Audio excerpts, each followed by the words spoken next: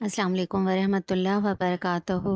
رسول اللہ صلی اللہ علیہ وآلہ وسلم نے ارشاد فرمایا، صبح کی نیند رزق میں رکاوٹ کرتی ہے۔ رسول اللہ صلی اللہ علیہ وآلہ وسلم نے ارشاد فرمایا، دوزخ میں خچروں کی طرح بچھو ہیں، ایک بار جب ان میں سے ایک بچھو ڈسے گا تو دوزخی 40 سال تک اس کی جلن محسوس کرے گا۔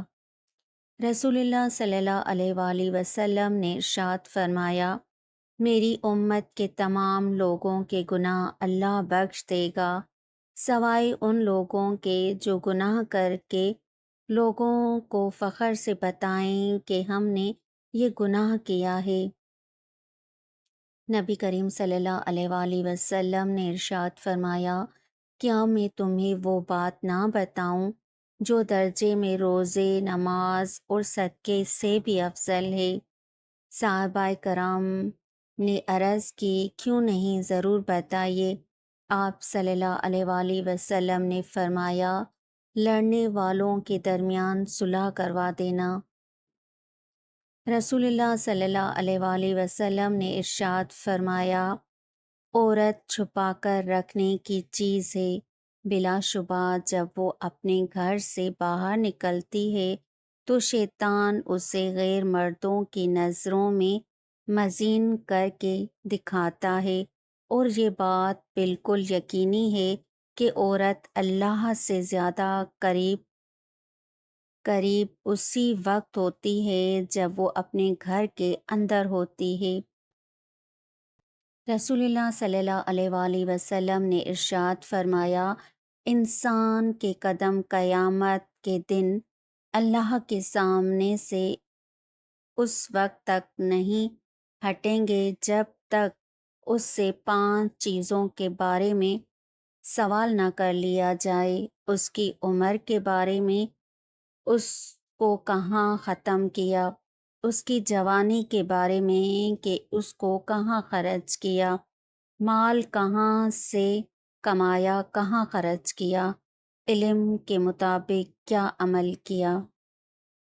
رسول اللہ صلی اللہ علیہ وآلہ وسلم نے ارشاد فرمایا، تم اتنا ہی عمل کرو جتنی طاقت رکھتے ہو، کیونکہ اللہ تعالیٰ ثواب دینے سے نہیں تھکتا، لیکن تم تھک جاؤ گے، اور اللہ تعالیٰ کے نزدیک سب سے زیادہ محبوب عمل وہ ہے جو ہمیشہ کیا جائے اگرچہ تھوڑا ہو۔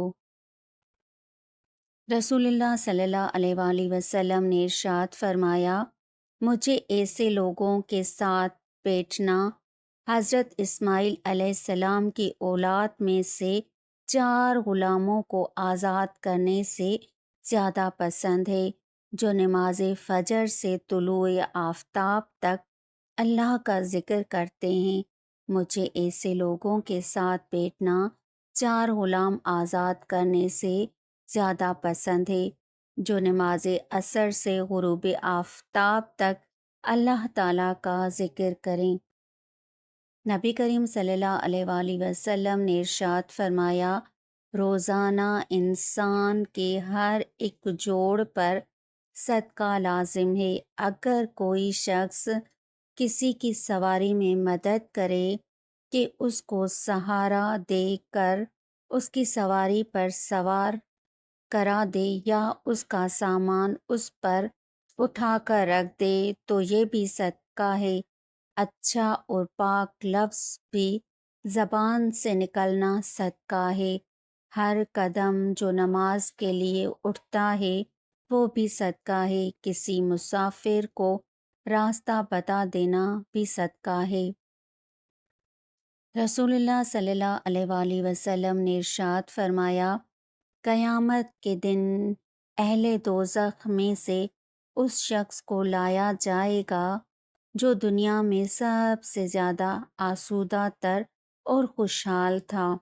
بس دوزخ میں ایک بار غوطہ دیا جائے گا، پھر اس سے پوچھا جائے گا کہ اے آدم کے بیٹے، کیا تو نے دنیا میں کبھی آرام دیکھا تھا؟ کیا تمہیں کبھی کوئی نعمت بھی ملی تھی؟ وہ کہے گا کہ اللہ کی قسم، اے میرے رب، کبھی نہیں، اور اہل جنت میں سے ایک ایسا شخص لایا جائے گا جو دنیا میں سب لوگوں سے سخت تر تکلیف میں رہا تھا۔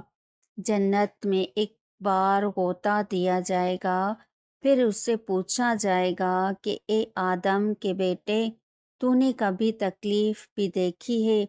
کیا تجھ پر شدت اور رنج بھی گزرا تھا؟ وہ کہے گا کہ اللہ کی قسم، مجھ پر تو کبھی تکلیف نہیں گزری اور میں نے تو کبھی شدت اور سختی نہیں دیکھی۔ رسول اللہ صلی اللہ علیہ وآلہ وسلم نے ارشاد فرمایا، خیرات کو مت روکو ورنہ تمہارا رزق بھی روک دیا جائے گا۔